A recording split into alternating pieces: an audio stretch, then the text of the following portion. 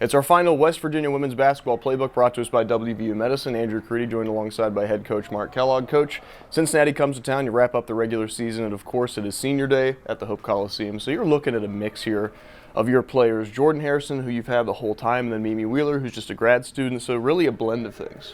Yeah, you get a little bit of both and then a little bit in between. But that's the way college basketball works these days, is if you're fortunate to get one like a Jordan Harrison that you've been with the whole 4 years, you understand the value there and the relationships that's formed. But then at the same time, you get the Mimis and the other ones, that haven't been here the whole time, but their value is still significant. They've left a great, impact on our program, and we'll forever be thankful. So we'll honor and celebrate them and hopefully go out and play really well. If you're evaluating them as players, but also as human beings, what makes them effective and makes you guys so good? Yeah, I mean, that's how in the evaluation process for us, character is I think what creates your culture and your program. So as much as we want to identify talent, we want to find out a lot about them.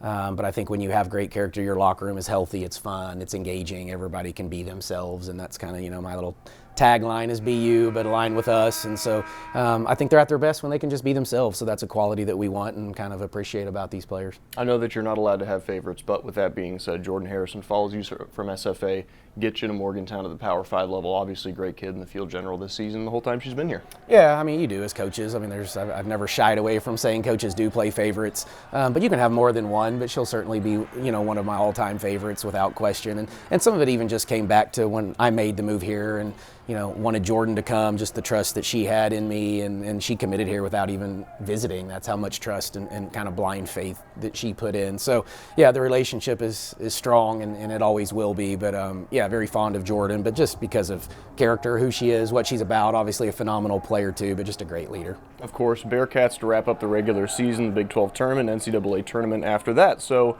what changes now about maybe the early stages to now where it's serious basketball? Yeah, I really don't want to change a whole lot, to be honest. Do what you've done to get you to this point. I think when you start trying to either play outside of character or coach outside of character, then you kind of lose your way a little bit this time of year. So, yeah, you want to be playing well. You want to give the kids confidence. I want to make sure they're mentally excited, physically fresh. If we can do those two things and continue to improve, then we're in a really, really good spot as we go into March, which Sunday's game will be obviously March 1st. So here we are. Somehow we've made it to March pretty quickly.